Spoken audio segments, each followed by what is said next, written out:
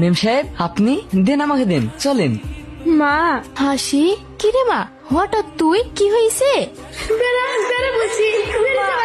আমাকে তাড়িয়ে দিয়েন না, অলক্ষিনী মেয়ে, তোর জন্য আমার ছেলে মারা গেছে। কাঁদিস নি মা, আমরা তো আছি। আমরা এতগুলো টাকা খরচা করে বিয়ে দিলাম, আমাদের কপালটাই খারাপ। আবার এই বাড়িতে ফিরে আসলা, কি আর করবা? আমার ভাইয়ের ঘরে বসে বসে খাও। বৌমা তুমি এসব কি বলছো?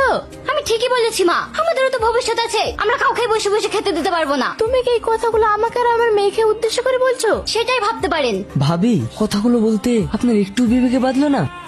ভাই ভাবি এইভাবে কথা বলছে আর আপনি দাঁড়িয়ে দাঁড়িয়ে শুনছেন, আশ্চর্য। ছেলে তুই আমাকে অপমান করছিস, তো সাহস তো কম না। আমার কথাগুলো আপনার কাছে অপমান মনে হচ্ছে, আর মা মেম সাহেবকে যে ভাবি অপমান করছে সেগুলো আপনার কাছে কিছু মনে হচ্ছে না। দেখেছো, বাড়ির একটা চাকর হয়ে তোমার মুখের উপর কথা বলছে। ভাই আপনি আমাকে মারলেন, তাতে আমার একটু কষ্ট হয়নি, কিন্তু মাকে মেম সাহেবকে যখন ভাবি অপমান করলো আপনার থেকে বেশি কষ্ট আমার হয়েছে। ছেলে ভুলে যাস না, তুই একজন চাকর, আর চাকর হয়ে মালিকের মুখে মুখে তর্ক করিস। তোকে আর বাড়িতে রাখবো না, বেরিয়ে যা বাড়ি থেকে।